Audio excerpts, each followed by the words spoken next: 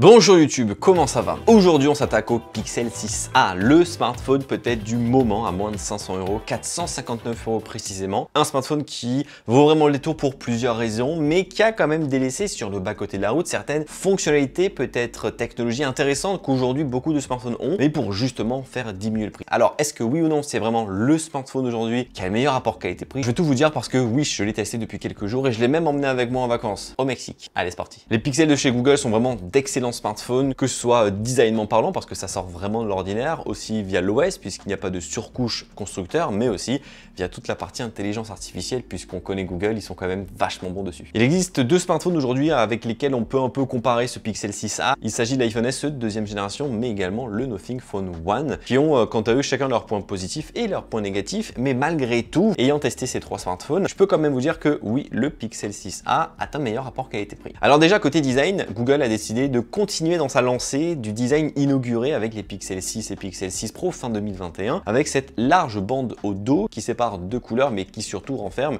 l'appareil photo. Ici on a un double appareil photo. Alors ça fait un peu bizarre d'avoir une aussi large bande pour uniquement deux petits capteurs photo et un flash, mais en tout cas c'est directement là-dedans pour vraiment mettre cette patte de design dans la famille des Pixels, que ce soit le 6, 6 Pro ou désormais ici le 6a. Et Google a d'ailleurs même confirmé que les Pixel 7 et 7 Pro qui sortiront en fin d'année auront également ce même style de design. Donc on a vraiment une identité visuelle de la part de Google qui vraiment s'installe petit à petit. On aime ou on n'aime pas, c'est vraiment une histoire de goût. Simplement, il y a quelque chose de bien pratique, c'est que comme la bande prend toute la largeur, quand on pose le téléphone sur une table, le téléphone n'est pas bancal comme d'autres smartphones qui mettent uniquement les modules photo sur un côté. Ici, quand on tapote sur l'écran, c'est pas bancal, c'est juste un peu incliné et finalement c'est bien pratique. Moi de mon côté, vous le voyez, j'ai le coloris charbon qui est pas du tout le coloris le plus joli parce qu'il est très sobre, très sombre, mais surtout il prend beaucoup les traces de doigts. C'est très visible et c'est pas très agréable. Après, il existe un coloris sauge qui est magnifique et un peu plus classique, le galet, qui est tout simplement du blanc. Le dos, c'est du plastique. On pourrait croire que c'est du verre, mais non, c'est du plastique. Google, justement, pour en faire diminuer le coût, a mis du plastique. Alors, est-ce que c'est dérangeant? Oui et non. Oui, parce que c'est pas hyper noble, mais non, parce que c'est un peu moins fragile que du verre. Par contre, ce qui est vraiment négatif, c'est que ce plastique n'est pas compatible avec de la recharge par induction sans fil. Donc, on ne peut pas charger son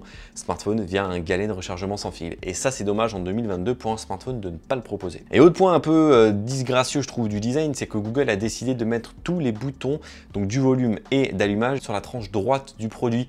Donc en fait, souvent, ça m'est arrivé de vouloir monter le volume, mais en fait, d'éteindre le smartphone ou faire l'inverse. Et ça a coûté rien, je pense, à Google de mettre d'un côté les boutons du volume et de l'autre côté le bouton d'allumage. C'est bien plus pratique, mais non, Google a décidé de tout mettre à côté. Cependant, il est quand même certifié IP67, donc il pourra être immergé pendant 30 minutes à 1 mètre de profondeur. Donc ça, c'est plutôt cool. Et on a du Gorilla Glass Victus sur la façade avant pour justement un peu plus protéger le smartphone. Comme on voit donc, c'est un smartphone avec un écran plat, pas d'écran incurvé. De toute façon, Google n'en propose pas. C'est un écran de 6,1 pouces, donc on est dans la moyenne un peu basse aujourd'hui des smartphones à grand écran sur le marché, au ratio 29e. Donc un écran qui prend toute la largeur et toutes les bordures de la façade avant, même si quand même, si on est un peu tatillon, la bordure du bas est un peu plus épaisse que les autres bordures. En même temps, Google essaie de grappiller par-ci par-là des petits points du design pour justement faire diminuer le prix. C'est un écran en Full HD+, de technologie OLED, ce qui veut dire qu'on n'aura pas le meilleur écran du marché, et ça va se confirmer surtout par le fait que le taux de rafraîchissement ne sera pas 120 Hz, comme aujourd'hui beaucoup de smartphones peuvent l'être avec un taux de rafraîchissement vraiment très rapide, mais ce sera un taux de rafraîchissement 60 Hz au maximum. Par contre, loin de moi l'idée de dire que cet écran n'est pas qualitatif, loin de là. Cependant, je pense que toutes les personnes qui vont peut-être s'intéresser à ce smartphone et qui vont donc investir dans ce smartphone, ce sont des personnes qui viennent justement d'un smartphone peut-être ayant déjà aujourd'hui un taux de rafraîchissement 60 Hz. Donc ils ne verraient pas de réelle différence sur ce smartphone. Donc finalement, c'est peut-être pas tant un problème que ça. Comme je le disais un peu en introduction, c'est Android qui est intégré à l'intérieur, et comme on sait que Android ça vient de Google et que ce smartphone est fait par Google, on n'a pas de surcouche constructeur, on a Android 12 intégré, et d'ailleurs en ce moment même il y a Android 13 en version finale qui est disponible sur les Pixels. Android 12 stock, c'est un peu son nom, c'est une version avec aucun rajout, aucune surcouche constructeur. En même temps, la surcouche constructeur serait celle de Google, donc ce serait leur auto-surcouche. Et bien c'est une version qui a été vraiment mise au goût du jour et remis à plat l'année dernière avec donc Android 12 et l'apparition donc de Material You, qui est une nouvelle interface qui prend en compte les couleurs, les jeux, les widgets. C'est vraiment très réussi. On avait pu parler d'astuces sur Android 12. Vous avez un lien en description si jamais vous êtes curieux. C'est une version Android 12 que j'apprécie beaucoup, qui apporte beaucoup de choses, mais comme on est chez Google et qu'Android c'est Google, eh bien ils ont décidé d'intégrer beaucoup de leurs services à l'intérieur. Par exemple, on n'aura pas d'application bibliothèque photo tierce, on aura directement l'application Google Photos. On n'aura pas d'application de messagerie tierce, on aura directement directement Gmail, également pour le calendrier, pour Drive, pour Maps, pour YouTube, mais ça va encore plus loin. Par exemple, Google Traduction est intégré par exemple dans les messages. Si vous recevez un message qui est en anglais, eh bien il sera automatiquement traduit en français. Vous êtes dans l'appareil photo, vous ouvrez la partie Lens, vous pointez un texte en anglais, vous aurez sa traduction en français. Tout ça c'est intégré au système directement, pas besoin de télécharger d'autres applications, et c'est un énorme point positif je trouve à la gamme des Pixel d'avoir tout ça intégré directement à l'intérieur. Tout ça va être bien entendu aidé par le processeur qui est le Google Tensor, qui va être couplé à son coprocesseur le Titan M2 pour la partie sécurité.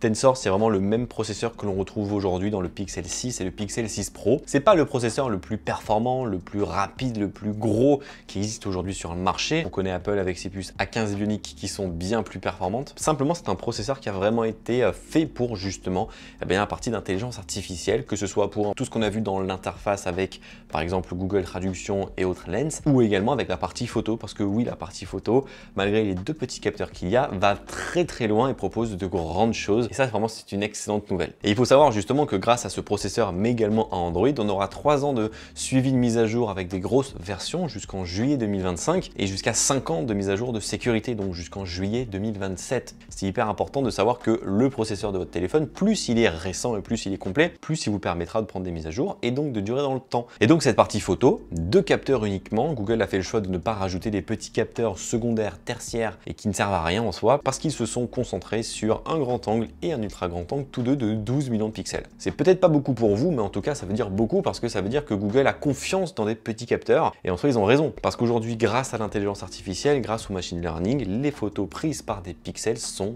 magnifiques et mettent à l'amende parfois des smartphones qui valent beaucoup plus cher, comme oui, même des iPhones ou des Samsung. En journée ça marche extrêmement bien, il n'y a rien à dire, c'est vraiment coloré sans avoir trop de lumière un peu vive et de couleurs qui sont un peu bizarres. Le Google fait vraiment part belle aux photos en journée, en grand angle et en ultra grand angle. On n'a pas de zoom, vous le voyez, on n'a pas de téléobjectif, mais on aura un zoom numérique x2 qui justement aidé à l'intelligence artificielle permettra d'avoir quand même des rendus assez corrects qui ne dénaturent pas trop la scène et qui surtout offrent une qualité assez respectable. Le mode nuit franchement est ultra bluffant, comme à chaque fois chez Google, ils arrivent à faire quelque chose de dingue, sachant que le mode nuit ici est très rapide et surtout il permet d'avoir une définition des couleurs, des contrastes et du ciel qui est bluffant. Par contre pensez bien à l'activer, parce que si vous ne l'activez pas, vous allez retrouver des photos comme ça qui sont pas très exploitables. Le mode portrait aussi il est excellent, parce que moi vous savez j'ai souvent des petits cheveux en bataille par-ci par-là, et il arrive quand même ce mode portrait à déceler ses cheveux en bataille et à faire un beau flou d'arrière-plan qui pour le coup est 100% numérique, 100% logiciel, parce qu'il n'y a pas de zoom qui habituellement est utilisé pour donner cet effet de perspective et de flou. Ici il n'y a rien de tout ça, tout est fait via le logiciel. Oui, en aparté, j'avais un peu chaud lors de cette photo. En partie avant, c'est 8 millions de pixels, ça marche bien, même si je suis jamais fan moi des téléphones sous Android qui prennent des photos en partie avant, je sais pas pourquoi, mais je suis pas le plus fan. Et enfin on peut filmer jusqu'en 4K 60 images par seconde en partie arrière, ça marche très bien et la qualité est vraiment bonne pour nos films de vacances, nos films de tous les jours, et ça c'est une bonne chose. Enfin donc la batterie, 4400 mAh intégrée qui offre une bonne journée de batterie et d'autonomie dans ce smartphone. Après, tout dépend encore une fois de l'utilisation qu'on va en avoir. Je sais, parler de batterie c'est compliqué, sachant que moi dans mes tests vidéo, je parle d'une utilisation complète journalière que je peux avoir moi, mais qui n'est pas celle que vous allez avoir. Quoi qu'il en soit, je n'ai pas ressenti de manque cruel de batterie à la fin de la journée, donc ça c'est une bonne chose. Les deux petits points négatifs cependant, c'est que oui, on ne peut pas le charger sans fil la nuit, donc il faut toujours avoir son câble, mais surtout c'est que le câble est limité en 18 watts. C'est pas beaucoup pour un smartphone 18 watts, et d'ailleurs c'est un chargeur qui n'est pas fourni dans la boîte, donc il faut l'acheter séparément. Donc 459 € le produit plus le chargeur acheté séparément, ça commence à faire un petit budget. Tout ça pour dire que le Google Pixel 6a, 459 € est un excellent smartphone malgré ces petits points qui manquent, qui auraient pu faire que c'est vraiment le smartphone killer aujourd'hui sur le marché. Il est mieux spéqué qu'un iPhone SE, il est mieux spéqué qu'un Nothing Phone One, il a vraiment des meilleures fonctionnalités au global, et c'est rien que pour ça qu'aujourd'hui, oui, je peux vous le conseiller les yeux fermés, il vaut 459 € aujourd'hui en juillet-août 2022. Il va peut-être baisser en prix d'ici la fin de l'année avec les offres qui vont arriver de la rentrée, du Black Friday et surtout de Noël. Alors n'hésitez pas, si vous avez vraiment besoin d'un smartphone aujourd'hui à moins de 500 € plus que complet et qui vous durera pendant des années. Les Pixel 6a, comme étaient à l'époque les Pixel 5a, sont d'excellents smartphones. Je peux que vous les conseiller les yeux fermés. Si vous avez des questions, n'hésitez pas, les commentaires sont là et on pourra en discuter. On se retrouve très bientôt pour parler d'autres produits de chez Google. Ça, c'est pour vous qui êtes restés jusqu'à la fin de la vidéo. Par exemple, les Pixel Buds Pro qui viennent de sortir et qui sont également d'excellents petits écouteurs Bluetooth avec réduction de bruit active. Et bien entendu, on se retrouvera d'ici la fin de l'année pour parler des Pixel 7, Pixel 7 Pro et la Pixel Watch, la montre connectée de Google. Mais ça, on a largement le temps d'en reparler. Gros pouce bleu dans la barre des pouces bleus. Prenez soin de vous. À très vite. Bye bye.